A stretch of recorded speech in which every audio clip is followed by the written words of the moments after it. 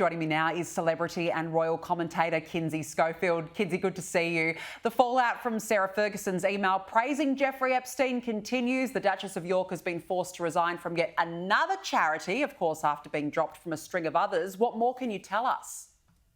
I mean, I've lost count of how many charities she's either been let go from or resigned from. Even on this side of the pond, she's lost some of those opportunities. Fergie has a history of scandals from financial troubles to questionable business dealings. Her connection to Epstein adds to this long list of lapses in judgment, and it reinforces the public perception that some royals and royal adjacent figures lack accountability. The Yorks have proven to be a liability to the British royal public, and there is no guarantee that the slow drip of Epstein documents won't reveal more that could embarrass the institution in the future. This is something they should be very concerned about. Oh, look, absolutely. I mean, I just feel like it's going to get worse and worse from here. Now, look, let's talk about Harry and Meghan's latest career pivot. I don't even know what to call it. They've made a very strange decision to promote Disneyland on ABC's The Happiest Story on Earth, 70 Years of Disneyland, a special edition of 2020. Seriously, Kinsey, why are they doing this? Meghan has reached peak influencer status. This is what you leave being a real royal princess for, to shill overpriced tickets to Disneyland where there are cosplay princesses. I can't even comprehend.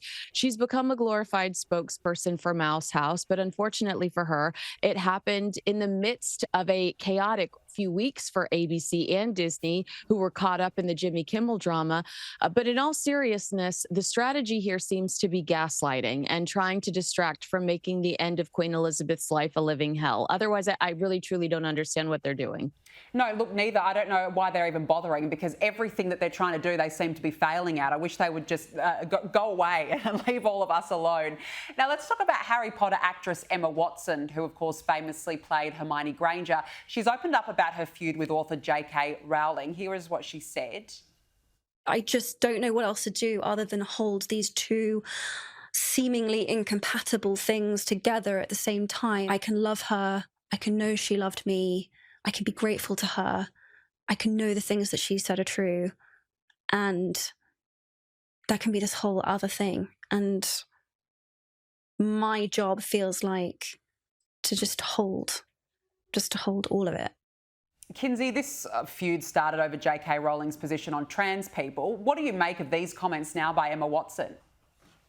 When she says her job, I'm like, what is your job? Because you haven't made a movie since 2018. We know she remains an active campaigner for climate change mitigation and has spoken out in solidarity with the people of Palestine. Is that your job now? Maybe Emma senses the cultural shift, or maybe she just decided to stop biting the hand that feeds you. If sincere, this is a growth and maturity that I think we should applaud. But again, she has been critical of JK in the past. So I'm hopeful that this is genuine.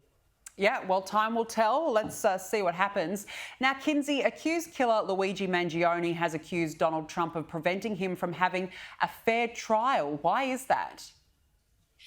Okay, so a judge cautioned the Justice Department officials that public comments about Luigi could be jeopardizing their federal case. Posts on social media by two senior DOJ staffers appeared to directly violate rules against publicity, I should say, that might jeopardize or influence the jury pool in this health insurance CEO's murder trial. I don't have an opinion whether it's right or wrong what those DOJ members have done. But what I will tell you is I have very little sympathy for Luigi. That makes two of us, and I'm sure many more out there as well.